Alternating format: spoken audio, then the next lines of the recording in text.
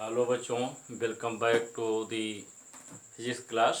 आज इस क्लास में हम लोग रिफ्रैक्शन थ्रू स्फेरिकल सरफेस अर्थात गोली पृष्ठ से प्रकाश का अपवर्तन इसका अध्ययन करेंगे। लिखेंगे गोली पृष्ठ से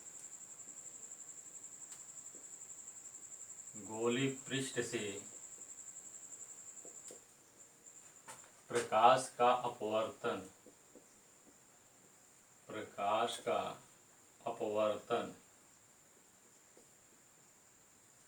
refraction through a spherical surface refraction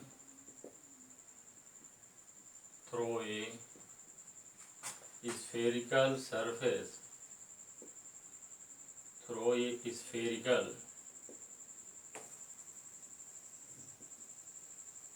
refraction through a spherical surface. Students, इसके पहले हमने जो रिफ्रैक्शन का अध्ययन किया है, इस रिफ्रैक्शन में हमने जो सरफेस लिया था वो सरफेस प्लेन था। जैसे प्लेन सरफेस था ग्लास स्लैब का, इस पर हमने अपवर्तन के लिए देखा था कि जब प्रकाश की किरणें इस पर पड़ती हैं और विरल माध्यम सघन माध्यम में जाती हैं तब विलंब की ओर झुक जाती हैं। इस कोण को जो हमने कहा था आपतन कोण आई और इस कोण को कहा था अपवर्तन कोण आर। हमें यहाँ पर जो स्फेरिकल सरफेस के बारे में अध्ययन करना है उसमें दो चीज़ों पर ध्यान देना है, या हमारे मन में दो प्रश्न उठता है। क्या? पहला, क्या स्फेरिकल सरफेस के लिए जो प्लेन सरफेस के लिए अपवर्तन का नियम लागू होता है, क्या सत्य है? तो हमारा उत्तर मिलता है कि हाँ, ये सत्य है। क्यों?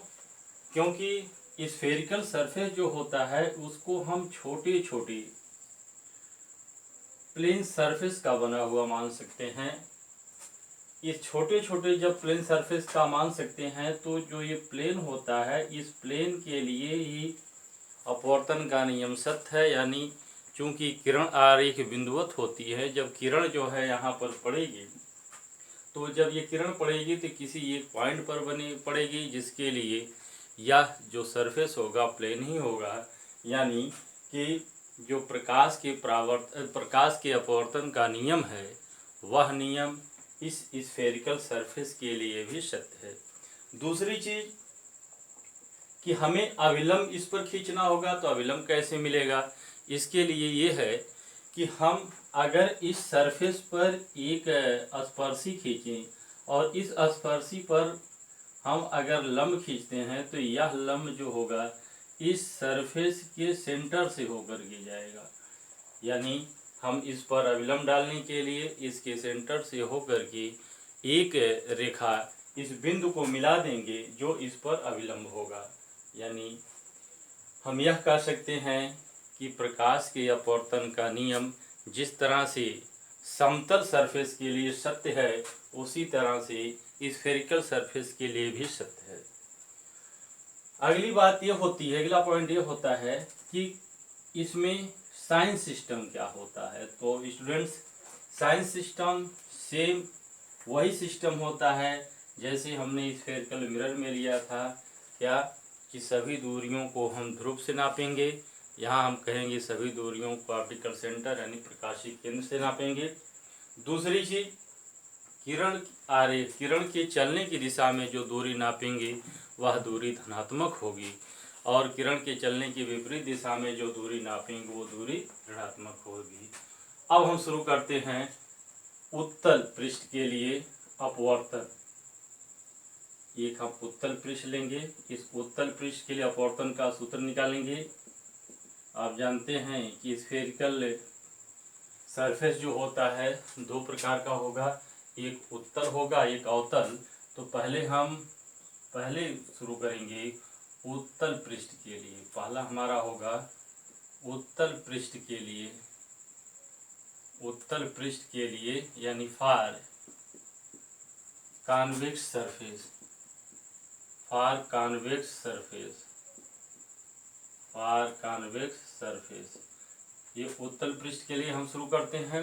मान लीजिए कि हमारे पास एक उत्तल सरफेस इस तरह से है। इस उत्तल सरफेस के लिए हमको जो है अपवर्तन का सूत्र निकालना है। ये हम एक ग्लास का कॉन्वेक्स सरफेस लिए हैं। इसके लिए जो अपवर्तनांक है एयर का है, इसको मान लें n1, और इसके लिए जो अपवर्तनांक है ये है n2। यहाँ पर सबसे पहले हम देखेंगे कि एक मुख्य अक्ष खींचें। इसमें सबसे पहले हम एक मुख्य अक्ष खींचेंगे। आप जानते हैं कि इसकी वक्रता केंद्र और ध्रुव से मिलाती हुई रेखा अगर खींचते हैं तो ये मुख्य अक्ष होती है। सपोज करें कि यह हमारा जो है मुख्य अक्ष इस तरह से होगा, यह हमारा मुख्य अक्ष होगा इस तरह से, और इस मुख्य अक्ष पर कोई पॉइंट हम ओ लेते हैं, कोई ऑब्जेक्ट जिसको हम बिंब या वस्तु बोलेंगे, ये वस्तु वो है। एक किरण इस वस्तु से इस सरफेस पर परपेंडिकुलर पहुंचेगी। जब इसकी परपेंडिकुलर गिरेगी तो चूंकि आपतन कोण का मान 0 है तो अपवर्तन कोण का मान भी 0 होगा, इसलिए ये जो है विचलित हुए बिना सीधे निकल जाएगी। यानी ये विचलित हुए बिना ये सीधे निकल जाती है।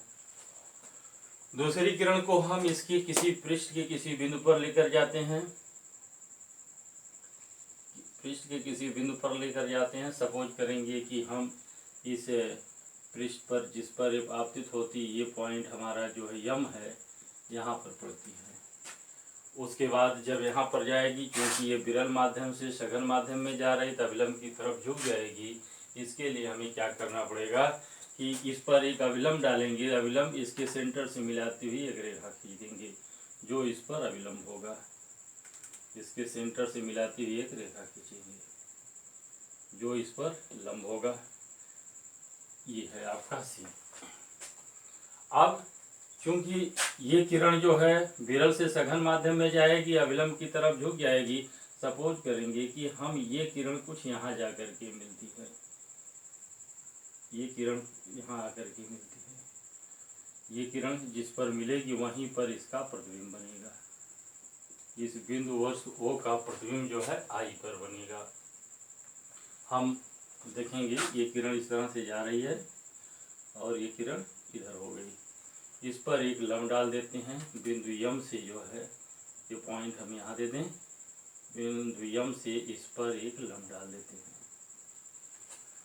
अब हम अपनी सुविधा के लिए इस कोण को मान लेते हैं अल्फा, इस कोण को मान लेते हैं बीटा, और इस कोण को मानते हैं गामा, इस कोण को मानते हैं गामा।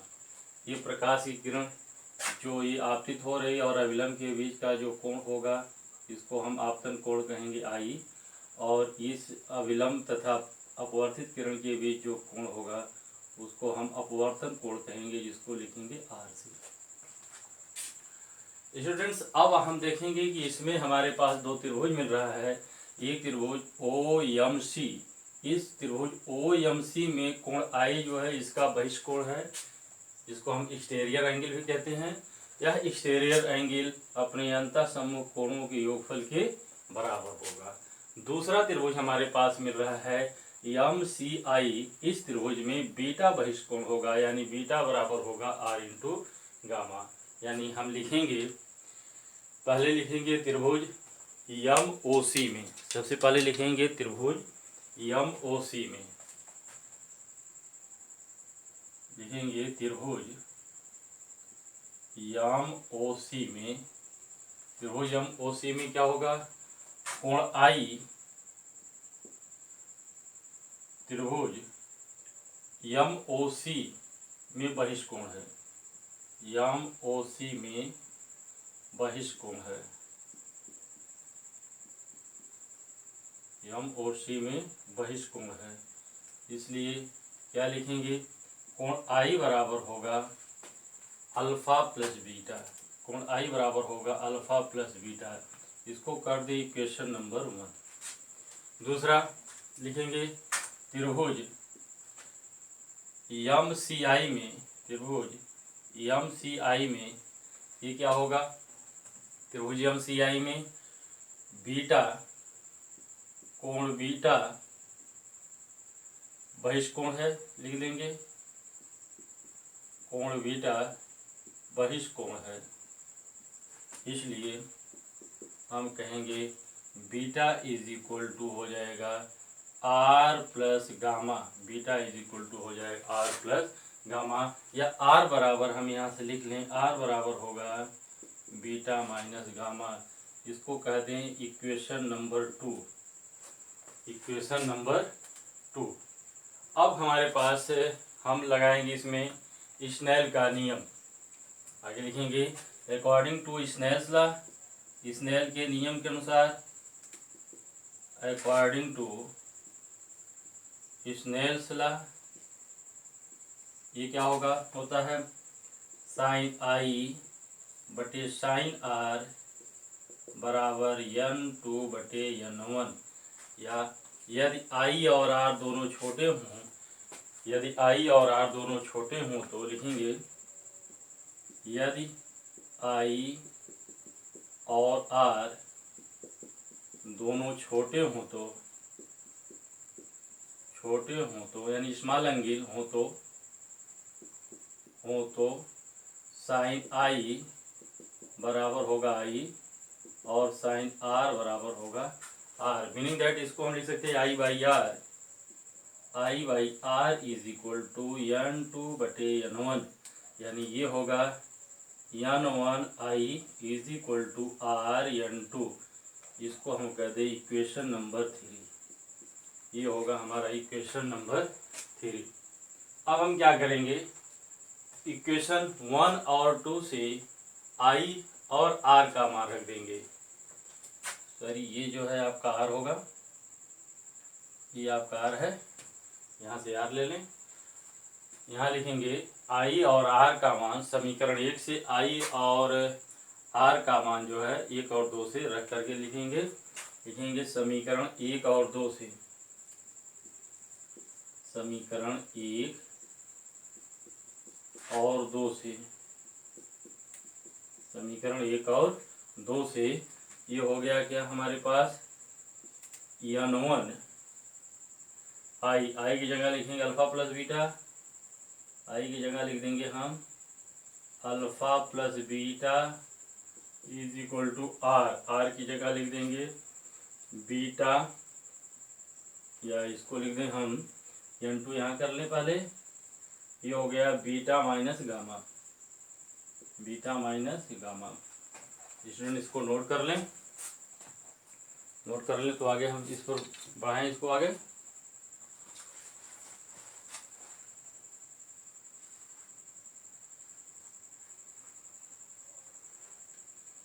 नोट कर लिया।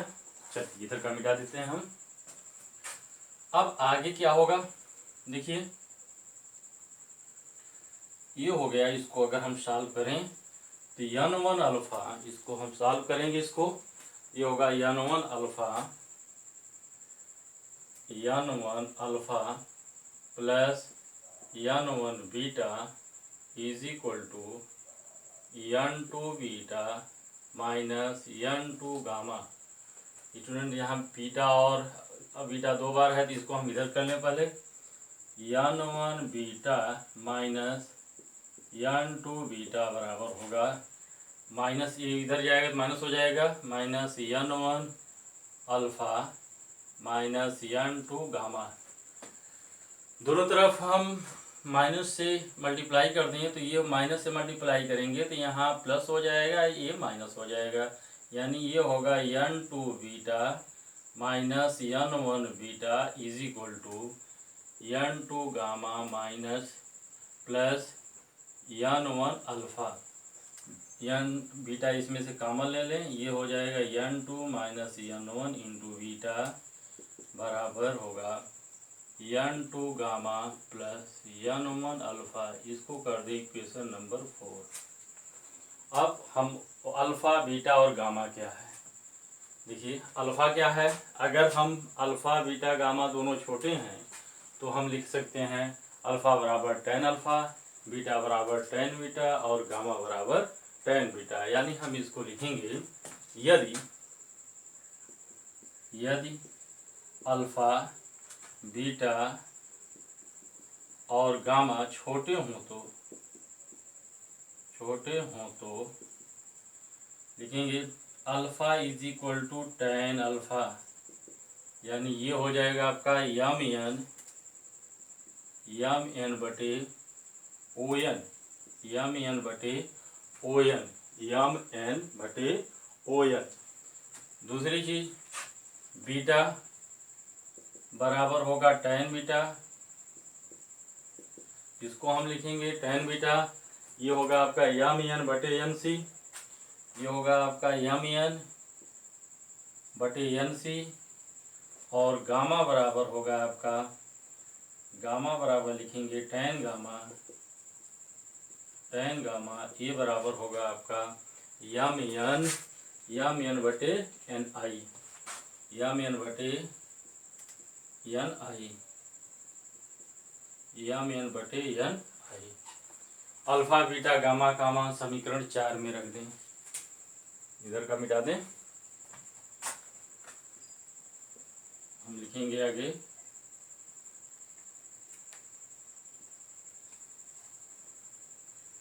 अल्फा बीटा तथा गामा का मान 4 में रखेंगे, लिखेंगे अतः समीकरण 4 से, अतः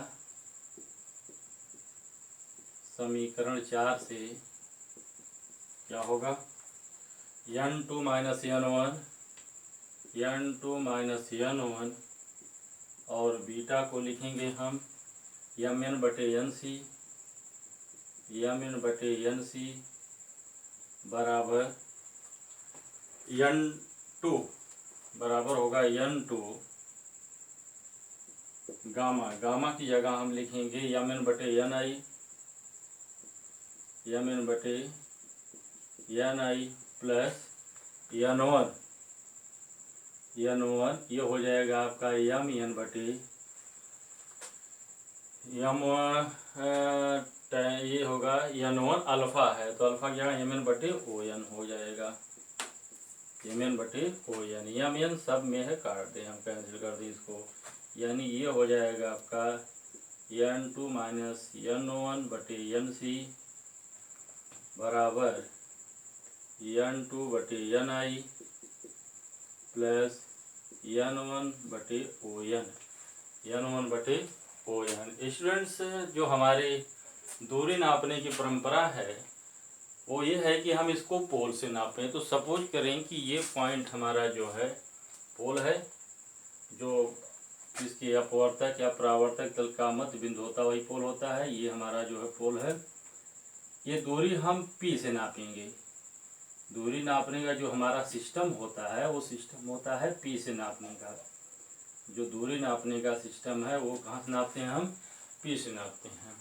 तो बिंदु n जो है P पर होगा कब, जब जो है ये अल्फा बीटा और गामा ये तीनों जब छोटे होंगे, ये अल्फा का मान मान लीजिए छोटा है, तो जब अल्फा छोटा होगा तो ये नीचे जाएगा ऐसे, और यम यहाँ आएगा तो ऐसे होगा, तो यानी जैसे जैसे अल्फा छोटा होता जाएगा बिंदु n जो है P की ओर जाएगा। यानी अल्फा का मान छोटा होने पर लिखेंगे जब अल्फा बहुत छोटा हो, तो आगे लिख लेंगे यहाँ से, जब अल्फा बहुत छोटा हो तो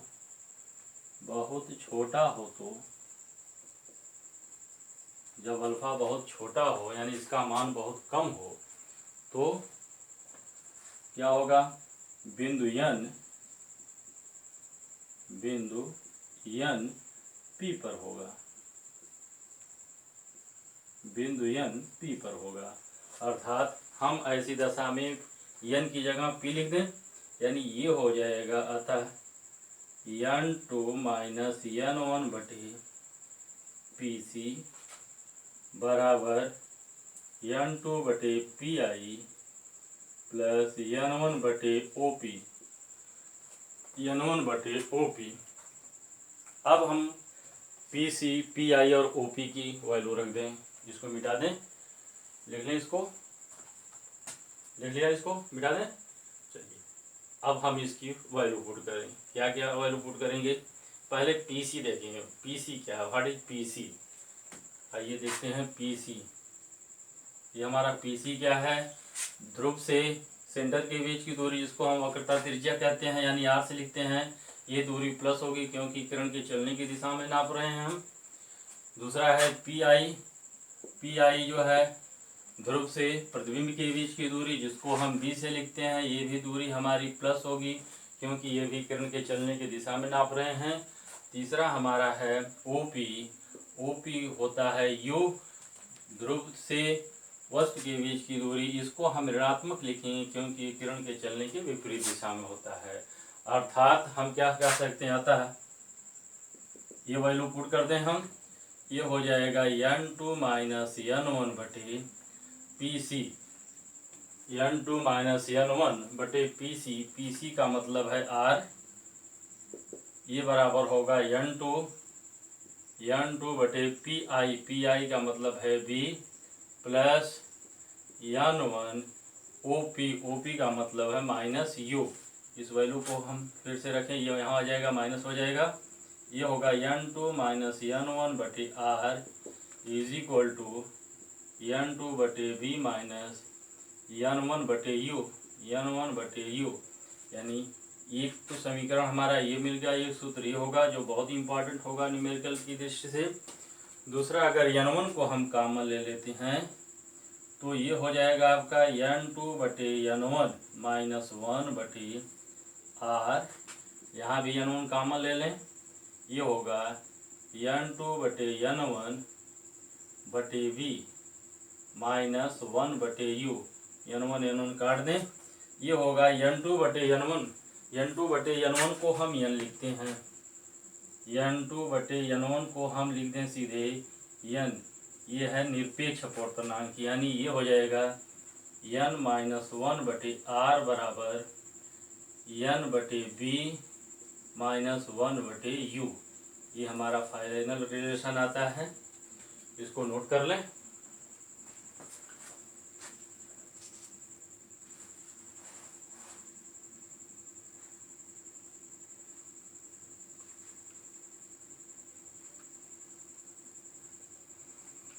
इसको नोट कर लें तो फिर हम कानकेय पृष्ठ के लिए लिख लिए, इसको मिटा दें।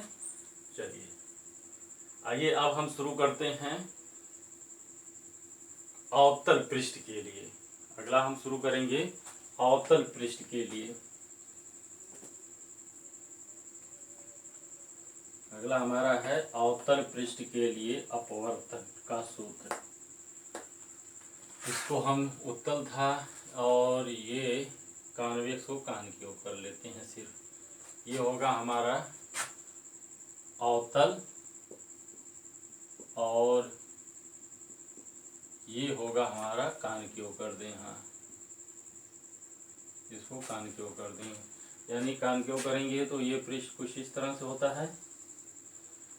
हम ये पृष्ठ जो सरफेस है, यानी ये मान लो कि ये हमारा कांच का एक सरफेस है जिसके सम्मुख पृष्ठ जो है कानकेय का है। इसका सम्मुख पृष्ठ जो है कानकेय है। हम यहाँ पर एक मुख्य अक्ष खींचेंगे। प्रतिबिंब बनाने के लिए क्या करते हैं, सबसे पहले मुख्य अक्ष खींचते हैं। यहाँ पर पहले हम मुख्य अक्ष खींचेंगे। यहाँ से ये हमारा मुख्य अक्ष होगा। एक मुख्य अक्ष खींच लें। मुख्य अक्ष पर कोई बिंदु हम ले लें, कोई पॉइंट ऑब्जेक्ट O है, एक पॉइंट ऑब्जेक्ट O है। इसका प्रतिबिंब हमें देखना कहाँ बनेगा, तो सबसे पहले हम क्या करते हैं, इस पर लंबवत किरण आरेख ले चलते हैं। जो लंबवत किरण आरेख जाती है तो सीधी निकल जाती है। दूसरी किरण आरेख को हम सपोज करें कि यहाँ पर लेकर जाते हैं। दूसरी किरण आरेख को हम इस बिंदु पर लेकर जाते हैं। जब इस बिंदु पर जाएगी किरण तो ये चूंकि विरल से सघन में जाती है, इसलिए अभिलंब की ओर झुक जाएगी। यानी हम इस पर एक पहले तो अभिलंब खींचें। ये अभिलंब कुछ ऐसे होगा। इसके सेंटर से मिलाती हुई एक रेखा खींच दें। ये इसका सेंटर है और ये कोण आपका होगा आई, इस कोण को हम कहेंगे आपतन कोण। और ये किरण जो है अविलंब की तरफ झुक जाएगी, यानी ये इस दिशा में जाकर के कुछ इस दिशा में चली जाएगी। इस किरण को हम आगे बढ़ाएंगे, जो इस बिंदु पर जो काटेगी मुख्य अक्ष पर, वही ओ का जो है प्रतिबिंब आई बनेगा। ये किरण ऐसे चल रही थी और यही किरण इधर अपवर्तित हो गई। ये कोण आपका आर है, ये कोण होगा आर, ये कोण आर होगा और ये भी कोण आपका आर होगा, ये कोण भी आपका आर होगा, क्योंकि शीर्षाभिमुख कोण आपस में बराबर होते हैं। शीर्षाभिमुख कोण आपस में बराबर होते हैं। ये अगर पॉइंट को हम एम मान रहे हैं और ये इसका ध्रुव मान लो पी है, तो यहाँ से एक लंब डाल दिया हमने जो इस पर पड़ा, जिसको हम एम कहते हैं। ये है आपका लंब यम एन। मान लेते हैं कि ये कोण हमारा है अल्फा, ये कोण है बीटा, ये कोण है गामा। ये अल्फा बीटा गामा हमारे पास स्टूडेंट से दो त्रिभुज मिल रहे हैं। जिस त्रिभुज पर हमको ज़्यादा जोर देना है ओ यम सी, इसके लिए गामा जो है बहिष्कोण होगा। उसी तरह से आई यम सी, इसके लिए भी गामा बहिष्कोण होगा। इन दोनों त्रिभुजों में हम लिखेंगे, सबसे पहले लिखेंगे त्रिभुज यम ओ सी में, त्रिभुज पहले लिखेंगे त्रिभुज यम ओ सी में गामा, कोण गामा बहिष्कोण है, कोण गामा बहिष्कोण है। इसलिए क्या हो जाएगा, हम इसको लिखेंगे गामा बराबर होता होगा, बहिष्कोण अपने अंतःसम्मुख कोणों के योगफल के बराबर होता है, तो गामा बराबर होगा अल्फा प्लस आई। ये कोण हमारा आई है, ध्यान दीजिए ये कोण आई है, यानी ये हो जाएगा अल्फा प्लस आई, यानी आई का मान यहाँ से निकालें, आई बराबर हो जाएगा गामा माइनस अल्फा। इसको इक्वेशन नंबर 1 कर देते हैं। दूसरा लिखेंगे त्रिभुज यम आई सी में, त्रिभुज यम आई सी में कोण गामा बहिष्कोण है, एक्सटीरियर एंगल बहिष्कोण है। इसलिए हम लिखेंगे कोण गामा, यानी गामा बराबर लिख देंगे हम beta plus R, beta plus R, यानी आर बराबर हो जाएगा गामा माइनस बीटा। ये आपका समीकरण नंबर 2 है। Now according to Snell's law, आगे लिखेंगे अकॉर्डिंग टू स्नेल्स लॉ क्या होगा, साइन आई, ये होगा साइन आई बटे साइन आर बराबर n2 बटे n1। यदि आई और आर बहुत कम है तो, यदि आई और आर बहुत छोटा है तो, बहुत कम है तो आई बटे are is equal to n2 बटे n1, यानी ये हो जाएगा n1 आई बराबर n2 आर, n1 आई बराबर हो जाएगा n2 आर। आई और आर का मान समीकरण 1 और 2 से हम रख दें, लिखेंगे समीकरण 1 और 2 से, लिखेंगे समीकरण 1 और 2 से, समीकरण 1 और 2 से n1 आई, आई का मतलब है gamma minus alpha, gamma minus alpha बराबर n2 आर, आर का मतलब है gamma minus beta, gamma minus beta. इसको थोड़ा सा सॉल्व कर लें हम, n1 gamma minus n1 alpha बराबर n2 gamma minus n2 beta. Gamma gamma को एक जगह कर लें, इसको एक जगह कर लें। स्टूडेंट इसको लिख लीजिए आगे, तो आगे बढ़ाता हूँ, पाँच करके लिख लीजिएगा इसको। मिटा दें इसको। चलिए अब इसको हम लिखें गामा गामा, यहाँ भी है यहाँ भी, यानी इसको लेफ्ट में कर लेते हैं। लेफ्ट में करेंगे तो क्या हो जाएगा हमारा, n1 gamma minus n2 gamma minus n2 gamma, n1 gamma minus n2 gamma बराबर होगा आपका माइनस n2 बीटा, पहले था ये प्लस हो जाएगा, plus n1 alpha, n2 beta plus n1 alpha, यानी इसको हम माइनस से अगर गुणा कर देते हैं तो ऐसे इसको लिख लें n2 gamma minus n1 gamma बराबर n1 अल्फा। ये आपका जो है माइनस गुणे माइनस हो जाए, प्लस हो जाएगा, माइनस हो जाएगा n2 beta minus n1 alpha. इसको हम इक्वेशन नंबर 4 कर ले रहे हैं, इसको कर लें इक्वेशन नंबर 4, और ये आपका इक्वेशन नंबर 3 था, इक्वेशन नंबर 4 कर लें। अब देखते हैं, या एक स्टेप और लिखें इसको, n2 माइनस n1 गामा बराबर n2 beta minus n1 alpha. इसको हम कर दें इक्वेशन नंबर 4, इक्वेशन नंबर 4 कर दें। अब देखते हैं अल्फा बीटा गामा क्या है। यदि अल्फा बीटा गामा का मान बहुत छोटा होगा, बहुत कम होगा, तो क्या होगा, अल्फा बराबर tan अल्फा। इसको लिखेंगे अल्फा बराबर tan अल्फा। स्टूडेंट्स क्यों ऐसा होगा, यदि अल्फा बीटा और गामा का मान बहुत छोटा हो तो अल्फा बराबर tan अल्फा। tan अल्फा का मतलब होगा यम एन बटे ओ एन, इसको लिखेंगे यम एन बटे ओ एन, ये लिखेंगे। उसी तरह से बीटा बराबर क्या होगा, बीटा बराबर होगा आपका tan बीटा। tan बीटा क्या है, ये बीटा है, ये बराबर होगा यम एन बटे आई एन, ये हो जाएगा हमारा यम एन बटे आई एन। और गामा बराबर होगा tan गामा, ये बराबर होगा, गामा क्या होगा, यम एन बटे सी एन, यम एन बटे सी एन, यानी ये हो जाएगा आपका यम एन बटे सी एन। अब आगे लिखेंगे हम अल्फा बीटा तथा गामा का मान समीकरण 4 में रखने पर, लिखेंगे अल्फा बीटा तथा गामा का मान समीकरण 4 में रखने पर, 4 में रखने पर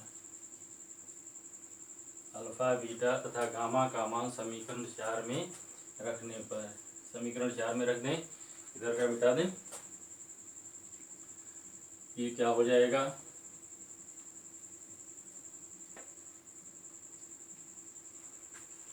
ये 4 में रख दें तो ये होगा आपका n2 माइनस n1 है, ये पहले से n2 माइनस n1, ये होगा आपका गामा का मान है m n by c n, ये लिख दें m n by c n बराबर n2 बराबर हो गया आपका n2 बीटा, बीटा का मतलब है यम एन बटे आई एन, बीटा का मतलब देखिए यम एन बटे आई एन, ये है आपका यम एन बटे आई एन प्लस माइनस, इसको minus n1 alpha, n1 alpha, alpha का मान क्या होगा,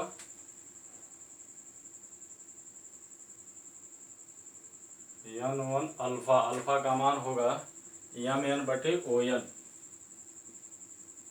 यम एन बटे ओ एन, ये ऐसे कट जाएगा, ये हो जाएगा आपका n2 माइनस n1 बटे सी एन बराबर n2 बटे आई एन, ये हो जाएगा आपका आई एन,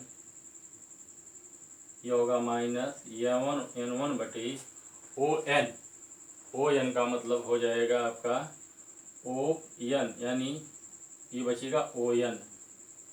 स्टूडेंट्स यदि अल्फा का मान छोटा होगा जैसे ये अल्फा का मान अगर छोटा हो जाएगा तो n जो है p पर जाएगा, यानी n p पर होगा। लिखेंगे यदि अल्फा का मान बहुत कम हो तो, अल्फा का मान बहुत कम हो तो, यदि अल्फा का मान बहुत कम हो तो ये क्या हो जाएगा आपका बिंदु n, बिंदु n, बिंदु n p पर होगा, बिंदु n p पर होगा। इसका मतलब क्या है, हम क्या लिख दें, n2 minus n1 by n2 minus n1 by pn pc बराबर होगा n2 बटे, ये बराबर हो जाएगा n2 बटे पी आई या आई पी लिख दें इसको, प्लस माइनस n1 बटे ओ पी। इसको नोट कर लें। आगे इस वैल्यू को हम पुट करें, इसको नोट कर लिए होंगे आप, मिटा दें। चलिए आगे इस वैल्यू को हम पुट करें, क्या n2 minus n1, n2 minus n1 बटे pc, pc का मतलब है वक्रता त्रिज्या। ये किरण के चलने की विपरीत दिशा में है, इसलिए ये होगा माइनस, ये होगा माइनस r। फिर उसके बाद है n2 बटे ip, ip का मतलब है प्रतिबिंब से ध्रुव के बीच की दूरी, जिसको हम b से लिखते हैं। इसको भी हम किरण के चलने की विपरीत दिशा में मेजर करेंगे, ये होगा माइनस b। फिर उसके बाद जो है माइनस n1 बटे OP, ये है ध्रुव से वस्तु के बीच की दूरी, इसको लिखते हैं माइनस u। और माइनस से अगर नीचे हम नीचे वाले फैक्टर में सब में माइनस से गुणा कर देते हैं तो सब प्लस हो जाता है, यानी ये हो जाएगा n2 माइनस n1 बटे r बराबर n2 by B minus n1 by u। Students ये सेम रिलेशन वही है जैसा हमने कॉन्वेक्स में प्राप्त किया था। यहाँ भी अगर हम n1 को कामा ले लेते हैं तो हमारे पास ये हो जाएगा n2 बाई n1 माइनस 1 बटी r, यहाँ हो जाएगा n1 और n2 बटे n1 बटे b minus 1 by u, n1 काट दें। और n2 बाई n1 को n2 बाई n1 को हम लिख सकते हैं n एब्सोल्यूट रिफ्रैक्टिव इंडेक्स, यानी ये हो जाएगा n माइनस 1 बटे r बराबर हो गया n बटे b माइनस 1 बटे u। स्टूडेंट्स इसको आप नोट कर लें। उसके बाद हम लोग शुरू करेंगे कुछ इस पर न्यूमेरिकल्स, नोट कर लें इसको।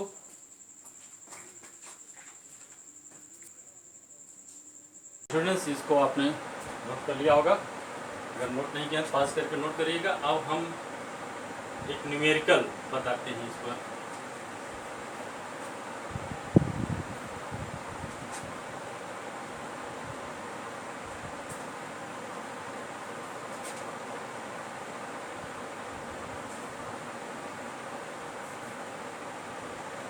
क्वेश्चन नंबर 1,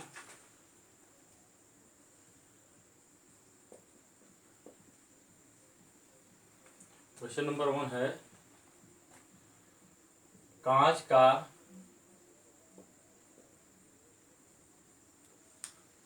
का एक गोला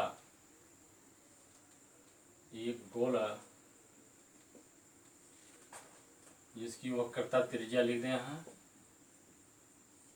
वक्रता त्रिज्या 20 सेंटीमीटर और n का मान इसके लिए है 3/2। कांच का एक गोला वायु में स्थित है, वायु में स्थित है, वायु में स्थित है। इस गोले से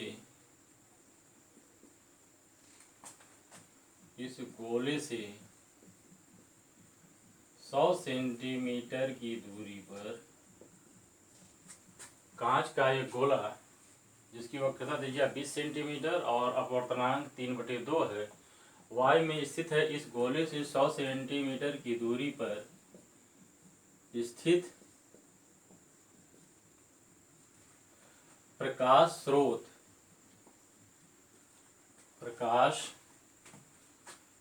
स्रोत का प्रतिबिंब कहाँ बनेगा?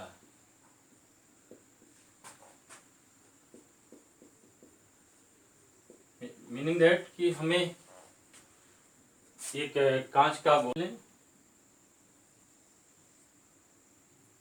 या एक कांच का गोला है जिसकी वक्रता त्रिज्या 20 सेंटीमीटर है। इसकी वक्रता त्रिज्या जो है यहाँ से यहाँ तक हम देखेंगे, ये यहाँ अगर इसकी वक्रता त्रिज्या हम देखें तो ये जो है आपका 20 सेंटीमीटर है। इस कांच के गोले से 100 सेंटीमीटर की दूरी पर एक प्रकाश स्रोत है।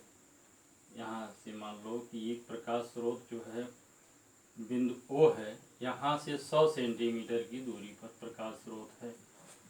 इस प्रकाश स्रोत का प्रतिबिंब कहाँ बनेगा, हमें ये देखना है इसका।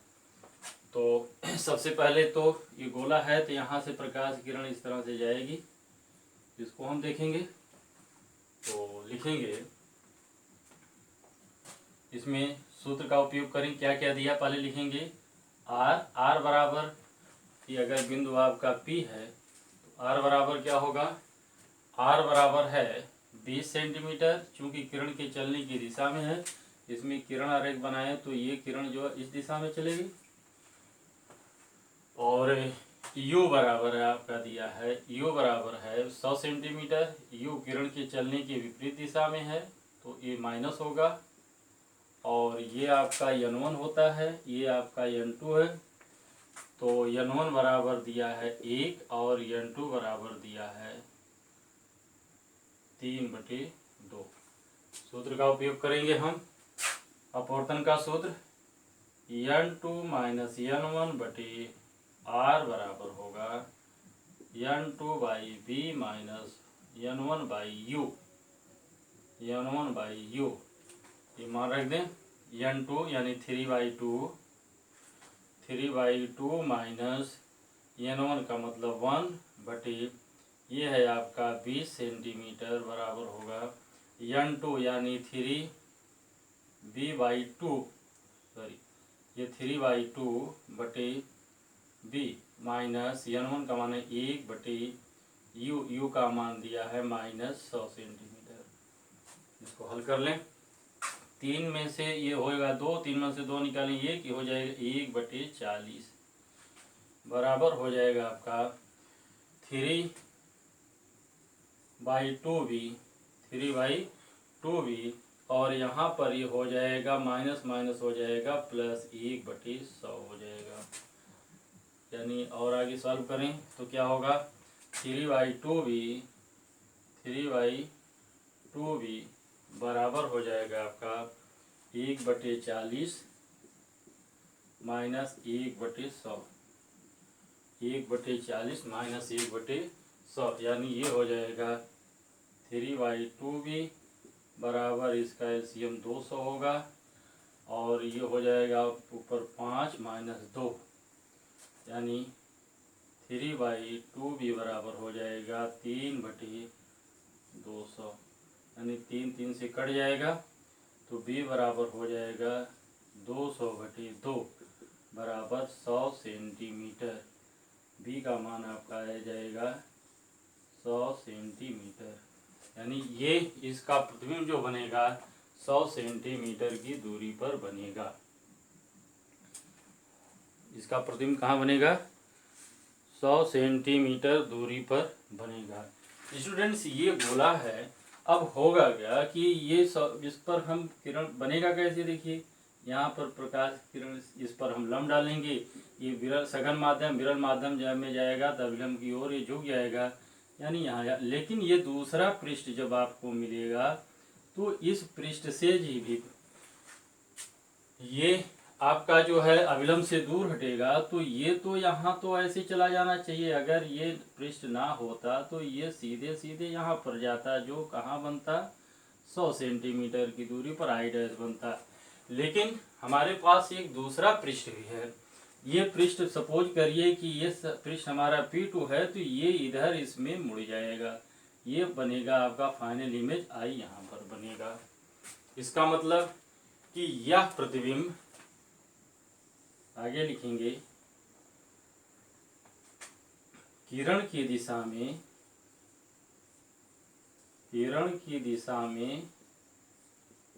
100 सेंटीमीटर की दूरी पर, किरण की दिशा में 100 सेंटीमीटर की दूरी पर बना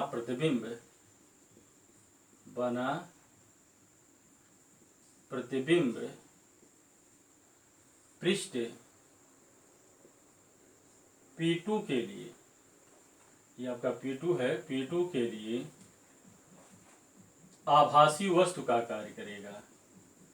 P2 के लिए आभासी वस्तु का कार्य करेगा, आभासी वस्तु का कार्य करेगा, आभासी वस्तु का कार्य करेगा। यानी ऐसी दशा में हमारा U बराबर क्या हो जाएगा, यहाँ पर U बराबर हो जाएगा, हम इसको लिख दें, U बराबर होगा PI, यानी ये हो जाएगा P2I। और प्रतिबिंब कितना बन रहा है, P2I, कैसे हम निकालेंगे, PI डैश, ये P2I डैश बराबर होगा PI डैश में से हम निकालने आपका P2 माइनस P2 निकाल लें। इतनी दूरी, पूरी दूरी ये 100 है, इसमें से इतनी दूरी हम निकाल लेंगे।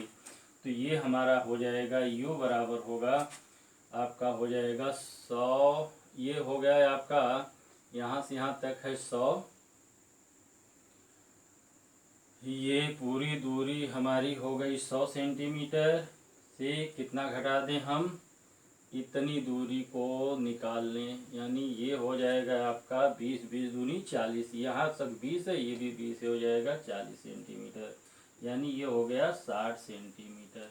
ये U बराबर आपका प्लस होगा क्योंकि ये किरण के चलने की दिशा में ही है।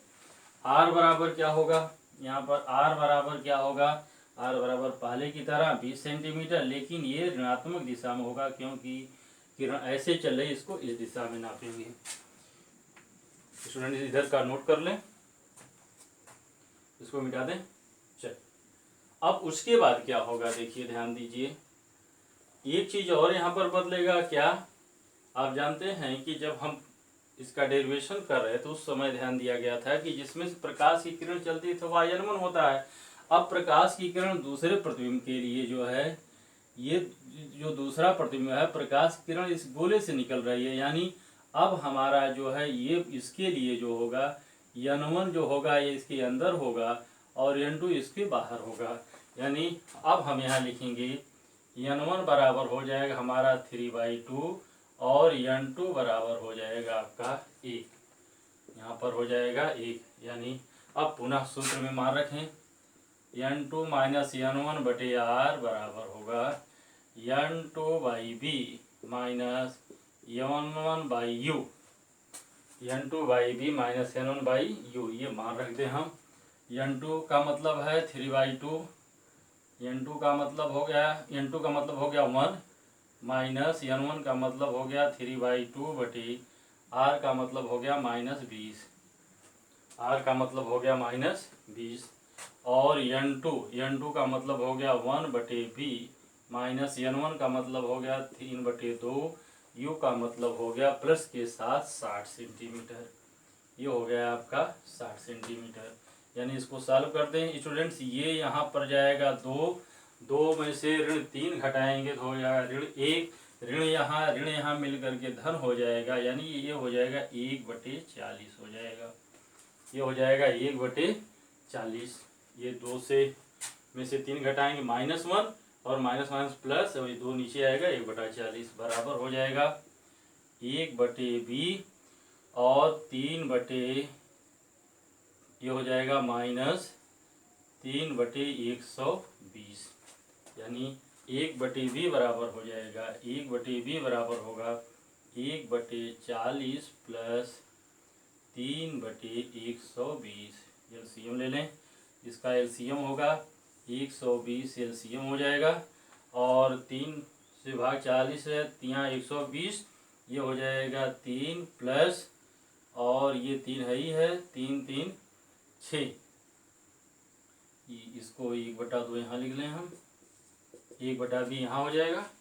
अब ये हो गया 120, अगर ये हो गया 120 और 40, 120 है तो ये होगा 40 3 या 120 3 और 3 रहेगा 6, यानी ये हो जाएगा आपका 1/b बराबर हो जाएगा 6/120, 120 यानी b बराबर हो जाएगा 120/6 बराबर 6 दूनी 12, यानी b बराबर हो जाएगा 20 सेंटीमीटर।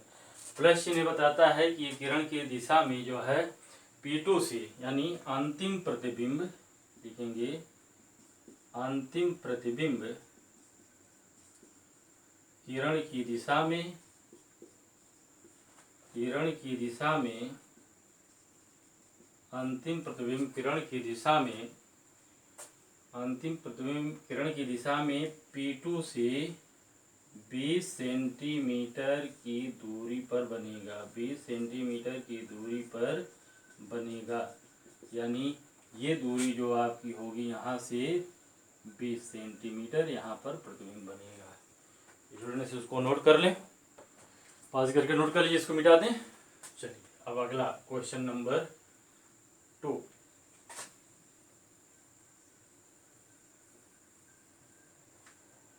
क्वेश्चन नंबर 2 स्टूडेंट्स, इसी क्वेश्चन को हम अगर इस तरह से लिख दें, ये क्वेश्चन नंबर 2 हमारा होगा, ये क्वेश्चन नंबर 2 कर दें, अगर इसको इस तरह से लिख दें, इसको अगर हम इस तरह से लिख दें, क्या, कांच का एक पृष्ठ लिख दें इसको। अभी तक हमने लिखा था गोला, ये हो जाए कांच का एक पृष्ठ लिख दें, ये लिख दें कांच का एक पृष्ठ जिसकी वक्रता त्रिज्या 20 सेंटीमीटर यानी बराबर 3/2 है, वाय में स्थित है। इस गोले से 100 सेंटीमीटर की दूरी पर स्थित प्रकाश स्रोत का प्रतिबिंब कहाँ बनेगा। इस प्रश्न के लिए आप एक गोली पृष्ठ है, मीनिंग दैट ये पृष्ठ जो है ये है इस तरह से, इसका विस्तार बहुत अधिक है, इसका विस्तार जो है ये नहीं बताया गया, ये गोला है, एक पृष्ठ केवल बताया गया है, ये नहीं बताया गया है कि इसका ये गोला है। यानी ऐसी दशा में हम क्या करेंगे, ये आपका जो है एक पृष्ठ बताया गया है, तो ऐसी दशा में हम केवल इसका एक पृष्ठ को लेकर के इसका मान निकाल लेंगे। जैसे इसमें हम लिखेंगे r बराबर है 20 सेंटीमीटर, r बराबर 20 सेंटीमीटर, ये आप इसका मुख्य अक्ष खींचेंगे और ये जो है यहाँ से यहाँ तक है r बराबर है 20 सेंटीमीटर, और ये जो है आपका 100 सेंटीमीटर है, यहाँ से ये बिंदु O है, और आपका U बराबर है ये 100 सेंटीमीटर। ये किरण आरेख इस तरह से बनेगा, यानी किरण की चलने की विपरीत दिशा में होगी, ये या माइनस होगा। और दूसरा N1 ये होगा आपका, और N2 ये होगा। N1 बराबर हो जाएगा आपका 1 और N2 बराबर हो जाएगा आपका 3/2। इस सूत्र में इसका मान रख दें। सूत्र क्या होता है, N2 माइनस N1/R बराबर ये होगा N2/V माइनस N1/U, यानी N2/N1 यानी N2 का मान 3/2 माइनस 1/R का मान है 20 बराबर होगा N2 3/2/V, V का मान है मालूम करना हमको, माइनस N1 1 और U का मान है -100। इसको सॉल्व कर लें हम, इसको सॉल्व करें तो क्या होगा, 3 में से 2 घटाएं 1, 1/40 हो जाएगा। ये होगा 1/40 बराबर 3/2V, 3/2V, और ये हो जाएगा माइनस माइनस प्लस यानी 1/100। ये हो जाएगा 3/2V, 3/2V बराबर 1/40 माइनस 1/100, या 3/2V बराबर हो जाएगा, इसको हम इसका एलसीएम होगा 200, और ये होगा 5 माइनस 2, यानी ये हो जाएगा आपका 3/2b बराबर हो जाएगा 3/200। ये काट दें, इसको 2 से काटेंगे हो जाएगा 100। b बराबर हो जाएगा 100 सेंटीमीटर। b बराबर होगा 100 सेंटीमीटर, यानी किरण के चलने की दिशा में 100 सेंटीमीटर की दूरी पर होगा। स्टूडेंट्स, इसके पहले वाले सवाल और इसमें थोड़ा सा ये अंतर है कि वहाँ पर एक गोला दिया गया था, यहाँ गोला ना दे केवल एक पृष्ठ की बात कर रहा है। ठीक है, लिख लीजिए। अगला क्वेश्चन नंबर 3। क्वेश्चन नंबर 3 देखिए। क्वेश्चन नंबर 3, हटा दें इसको।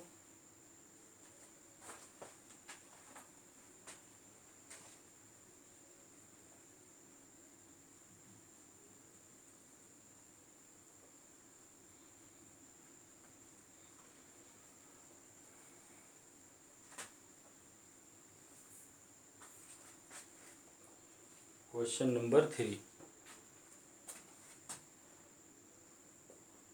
क्वेश्चन नंबर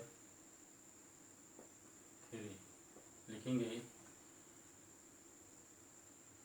5 सेंटीमीटर त्रिज्या की कांच के गोले में कांच के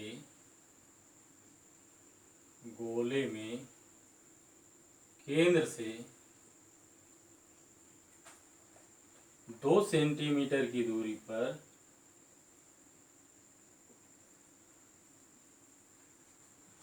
पाँच सेंटीमीटर त्रिज्या के कांच के गोले में केंद्र से 2 सेंटीमीटर की दूरी पर वायु का बुलबुला है। वायु का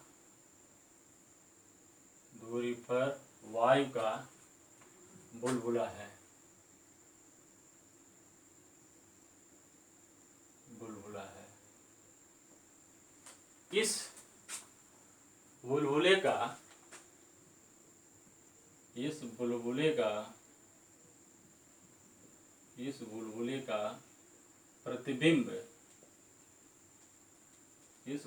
का प्रतिबिंब कहाँ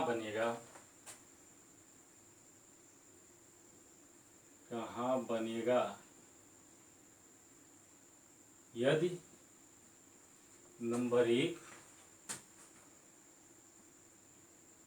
बुलबुले के पास वाले पृष्ठ से देखा जाए, बुलबुले के पास वाले पृष्ठ से देखा जाए, बुलबुले के पास वाले पृष्ठ से देखा जाए। दूसरा, बुलबुले के दूर वाले पृष्ठ से देखा जाए। दूसरा होगा है बुलबुले के दूर वाले पृष्ठ से देखा जाए।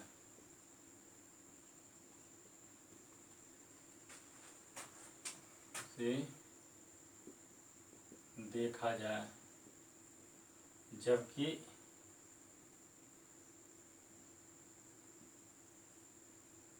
पदार्थ का या कांच के पदार्थ का पवर्तनांक कांच के लिए n बराबर है 3/2। स्टूडेंट्स, प्रश्न को एक बार समझिए। 5 सेंटीमीटर त्रिज्या के कांच के गोले में केंद्र से 2 सेंटीमीटर की दूरी पर वायु का बुलबुला है। ये कह रहा है ये एक गोला है, ये 5 सेंटीमीटर त्रिज्या का है। ये गोला जो है आपका है 5 सेंटीमीटर त्रिज्या का ये गोला है, यानी इसका व्यास 10 सेंटीमीटर है। ये इसका सेंटर C है। कह रहा है वायु का बुलबुला केंद्र से 2 सेंटीमीटर की दूरी पर, यहाँ पर एक वायु का बुलबुला है, मान लो O है। ये है आपका 2 सेंटीमीटर की दूरी पर, 2 सेंटीमीटर की दूरी पर वायु का बुलबुला है। अब ये कहता है कि इस बुलबुले का प्रतिबिंब कहाँ बनेगा? यदि हम बुलबुले के पास वाले पृष्ठ से देखें, यानी पहले बार हम ये P से देखें और P1 से देखें और दूसरे बार P2 से देखें। पहले कंडीशन में हम लिखेंगे, जब हम हल करेंगे इसको, लिखेंगे जब हम बुलबुले के पास वाले यानी P1 पृष्ठ से देखते हैं, P1 पृष्ठ से देखते हैं, पृष्ठ से देखते हैं, जब हम P1 पृष्ठ से देखते हैं यानी बुलबुले के पास वाले पृष्ठ से जब हम देखते हैं तो क्या होगा। पहले हम बुलबुले के पास वाले पृष्ठ से देखेंगे तो क्या होगा, प्रकाश की ये वस्तु है, प्रकाश की किरण यहाँ से यहाँ चलेगी तो ये इसको मिलाकर इस पर लंब होगा, यानी इसकी पहले हम दिशा देख लें। दूसरी चीज, ये n1 का मान यहाँ लिखेंगे, ये है 3/2 और यहाँ n1 बराबर है 1, यानी पहले तो हम n1 लिख लें, n1 बराबर है 3/2 और n2 बराबर 1, यानी प्रकाश की किरण इस गोले से, कांच के गोले से y में आ रही है। दूसरी चीज क्या करेंगे हम, दूसरा चीज u का मान लिखें, u बराबर कितना होगा, u बराबर कितना होगा, P से O के बीच की दूरी यानी P1 से O, P1 से O के बीच की दूरी, यानी इसमें P1C जो है आपका P1C माइनस OC हटा दें, यानी ये हो जाएगा 5 - 2 बराबर 3 सेंटीमीटर, यानी U बराबर होगा, ये माइनस होगा, क्यों, ये होगा 3 सेंटीमीटर, ये होगा 3 सेंटीमीटर, माइनस क्यों होगा, क्योंकि किरण जो है इस दिशा में चल रही, हम दूरी P1 से नाप रहे हैं। दूसरी चीज R बराबर क्या होगा, R बराबर है 5 सेंटीमीटर दिया ही है, 5 सेंटीमीटर, लेकिन इसकी दिशा भी विपरीत है इसलिए ये भी माइनस होगा। अब इन सब का मान जो है हम सूत्र में रख दें, सूत्र अपवर्तन क्या होता है, n2 - n1/r बराबर n2/v माइनस n1/u।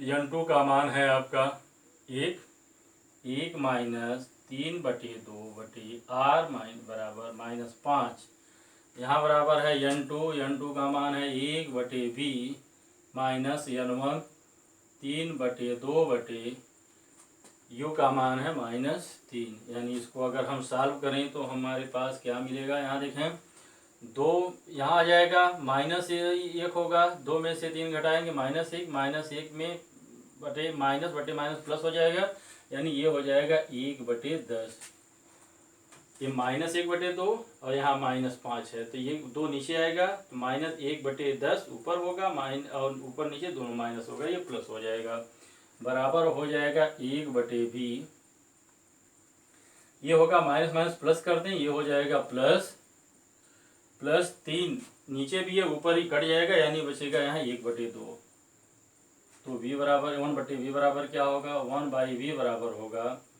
1/10 माइनस 1/2, या v बराबर 1/v बराबर हो जाएगा, इसको हम ये एलसीएम होगा 10, 1 माइनस ये हो जाएगा आपका 5 दूनी 10, यानी 5 हो जाएगा, यानी 1/v बराबर हो जाएगा आपका -4/10, यानी v बराबर हो जाएगा -10/4, या v बराबर हो जाएगा -4 दूनी 8 और 4 पच्चे 20 सेंटीमीटर, यानी v बराबर हो जाएगा -2.5 सेंटीमीटर।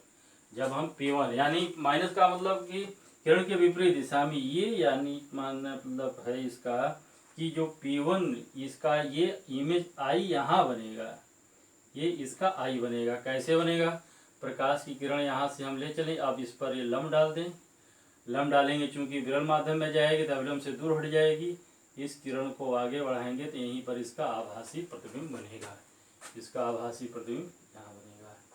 नोट कर लें, इसको नोट कर लें, हो गया। चलिए इसका दूसरा पार्ट क्या है, देखिए, मिटा दें इसको,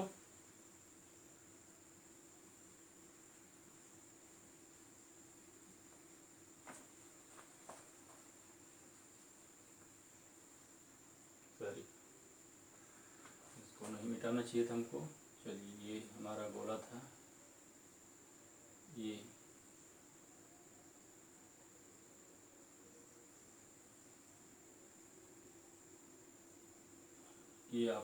सी था, यहाँ पर हमने ओ मान रखा था। अब ये जो है आप दूसरे केस में क्या होगा, n1 बराबर हो जाएगा 3/2 और n2 बराबर हो जाएगा 1, क्योंकि अब इसमें भी प्रकाश की किरण जो है ये सघन माध्यम से विरल माध्यम यानी कांच से वायु में जा रही है। यानी यहाँ भी हम नोट कर लें दूसरा पार्ट इसका, P2 से प्रतिबिंब की स्थिति, P2 से प्रतिबिंब की स्थिति क्या होगा, n1 बराबर हो जाएगा 3/2, n2 बराबर हो जाएगा 1 और u बराबर हो जाएगा, यहाँ से यहाँ स्टूडेंट देखो ये 2 है और ये है 5, तो मिल करके क्या हो जाएगा -2 धन 5 बराबर हो जाएगा -7 सेंटीमीटर।